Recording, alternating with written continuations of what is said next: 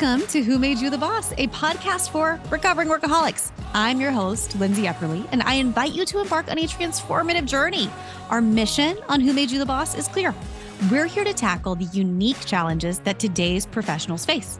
We're bringing you insightful conversations with a diverse range of entrepreneurs, executives, and creatives, all who have forged their own paths. And I'm sharing some of the stories of my decades-long career as a leader of my company, Jetset World Travel.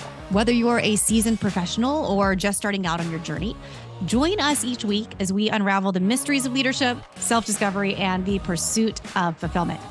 It is time to redefine what it means to be the boss of your own life. Let's dive in, and together we'll discover who made you the boss.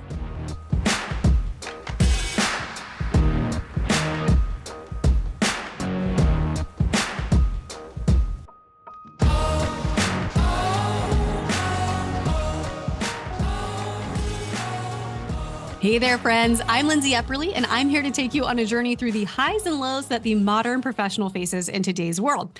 But before we dive into the episodes with interviews, let me give you a little background on who I am.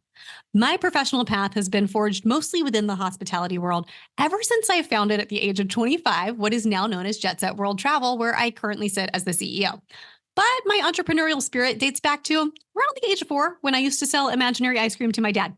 For real though, my journey began at 19 when I started building a personal book of business as a travel advisor. Fast forward then to 2014, and I launched my own travel agency, then known as Epperly Travel, and I grew it from a solopreneur to an entrepreneur. I am deeply passionate about business. In fact, my current company is not just about raising experts in our industry, it is about nurturing entrepreneurs who can innovate and make a lasting impact in the world. I just truly believe in the power we all have to turn our wildest dreams into reality. So whether you identify as a boss per se, my hope is that you can all identify as a leader. Some of us lead at the office, some of us lead at home, but each and every one of us are leading ourselves to become better people, to pursuing fulfillment. I think it's why you're listening to this podcast. We listen so that we can learn and we can lead ourselves better. And that makes us all leaders in some way, shape, or form. But let's be real. Being a leader is not all the glitz and glory as our culture often portrays. We have glamorized leadership to the point where the sizzle is really all the outside world sees. But for those of us in the trenches, we know that it comes with its fair share of struggles. Whether you're running your own company or you're leading within someone else's, chances are you have faced a number of these challenges. I have always been a bit bossy. That much has not changed. When I was a little girl, probably around the age that I started selling the imaginary ice cream, I vividly remember when I would go into control mode and my very sassy Nana would ask, "And who made you the boss?" Now, decades later, I find myself asking that same question very regularly. This kind of echoing voice has been a constant companion on my professional journey, and I'm sure that imposter syndrome manifests differently for each of us, whether we are self-employed or we're working in the corporate world. But sometimes we just have that ringing question of, why am I the one in charge here? And that can be a breeding ground for insecurity. So we'll be having a lot of conversations around the value we have as humans to fight that kind of insecurity. And that's something I believe so strongly in that it's actually one of my company's core beliefs. We believe in the value we add. Speaking of beliefs, I make no attempt to hide my own beliefs, as those are very much what guide me through my personal and professional endeavors. But this podcast and this community are being intentionally curated as a safe and inclusive place. Regardless of your beliefs or your background, your skin color, or your gender, you are welcome here. So my personal beliefs are informed by my own faith, which is something that has just evolved beautifully over the years, but it was first founded essentially at Christian school. Christian school, I now, in retrospect, can look at and find a little bit hysterical, a little bit traumatic. Honestly, the phrase Christian school education is a bit oxymoronic considering how much information is left to unearth outside of the campus, like the scientific discovery of the Homo erectus, or the entire concept of sex ed, or that Disney movies are not actually filled with devil worship. You guys, I still get anxious when I hear Phil Collins' soundtrack from the movie Tarzan. It is not because he is lighting the piano on fire with his talent. It's because I was once told that was devil music. So that's neither here nor there. You will not be getting anything evangelical from me. I have had my own sorting to do with that misinformation. What I do want to share today is a story that I first learned at Christian school. Maybe you're familiar with it as it's made its way into the world. It's the story of Jonah and the whale. I have very often felt like my story paralleled Jonah. So you'll see Jonah was called to a specific place, Nineveh, for a specific purpose, but instead of marching confidently toward that path, he tried to run away from his destiny. But God and fate had other plans. In the midst of a terrifying storm, Jonah found himself in the belly of a gigantic whale, which eventually led him to the purpose that he was made for. So within that unwanted destination of Nineveh, he then delivered a message that only he was equipped to deliver. Jonah made an impact because of the very thing that saved him, the monster that swallowed him whole. And that is a question that I'll be asking the remarkable guest you'll be hearing from on this podcast. What are the monsters that saved you? Where did you think you would lose it all only to regain it tenfold? And as I have learned, the events we fear the most are usually what make us who we are supposed to be. And that's because the events we fear the most are rooted in our deep need for control. From my experience, the way we loosen our death grip on control tends to follow the same pattern. I call it the 4 R's. We are rooted first in the R of reaction. Typically, the bad habits we have that we've fallen into, like a well-worn groove, our perfectionism, our fierce dedication against accepting help, these are all fine and dandy, but likely slowly crushing us until some inciting event happens. The second R, we are given a reason to change. These are the external circumstances, our monsters, if you will. Perhaps your monsters look like the glistening edge of a spear that has pierced through your veil of success. Now, everyone knows, everyone can see the failure. Maybe the monsters are the empty space at the table after you have lost a loved one suddenly and unexpectedly. These monsters could even be the millisecond in time between the moment when you are upright and coherently talking to your husband and the next minute when you are unconsciously seizing on the floor, and now you have a new chapter with an uncertain diagnosis looming overhead. For me, it was all of those things. Each monster was a turning point, a reason to shed some layer of control I thought I had, to break down the boundaries that kept me from listening to my intuition. This is what allows us to encounter the third R, the opportunity to retrain our past behavior. Now, a good example of this is my own fierce independence. It's something I actually love about myself. I mean, my mother had to read The Strong-Willed Child a couple of times. I've always worn this refusal to accept help as a badge of honor. If anyone is going to get us to the next phase, it's me. But my big reason for changing this bad habit is first because of what happened to my company. Guys, there are not enough words to describe what it's like to run a travel agency during a world pandemic. Not a lot of fun. Every day I would wake up to think, what fresh new hell awaits?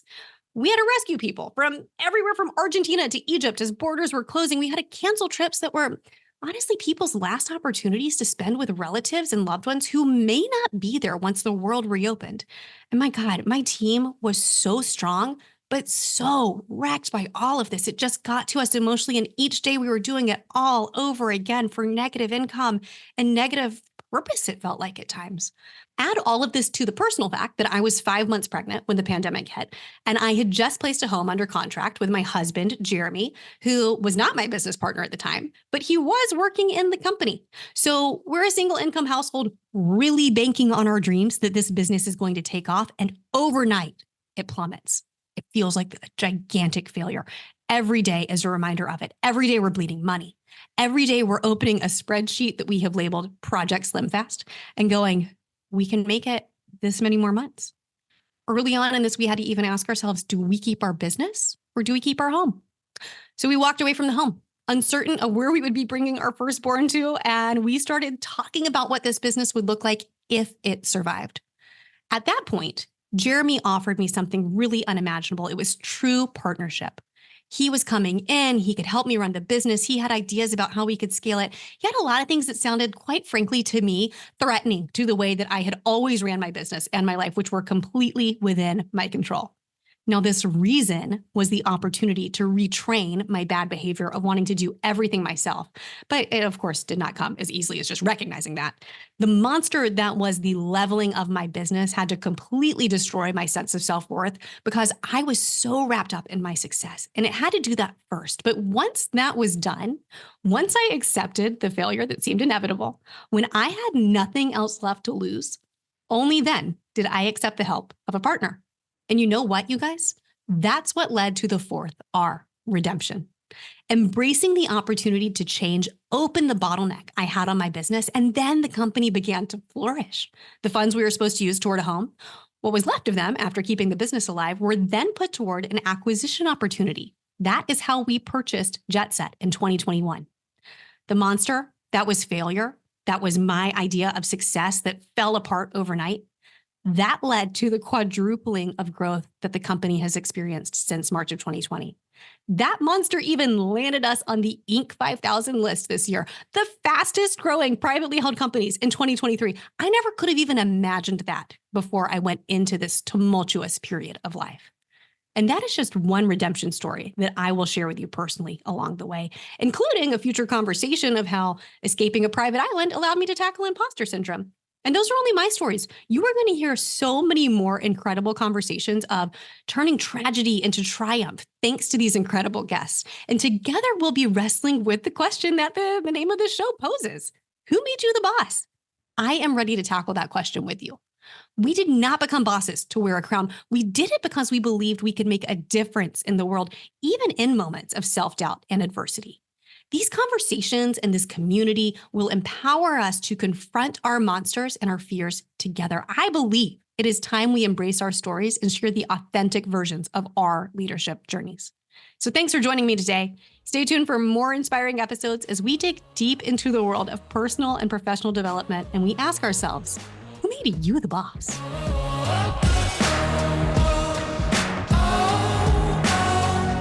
And that, lovely listeners, brings us to the end of today's episode. We truly hope you enjoyed this deep dive into the world of leadership and professional development with Who Made You the Boss? If you've gained some valuable insights today, we would love to hear from you.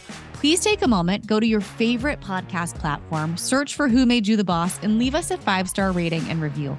That feedback helps us tremendously as we're creating content that resonates and empowers. Stay connected with us too by visiting lindseyepperly.com, and there you can subscribe to our newsletter and ensure you never miss an episode or an exciting update. You can connect with me personally as well on Instagram and LinkedIn, and let's continue the conversation with ourselves and other like-minded individuals who are redefining what it means to be the boss of our own lives. So thank you, listeners, for being a part of this journey. And until next time, remember, you have the power to shape your destiny. So keep leading, keep learning, and most importantly, keep being the boss of your own incredible story.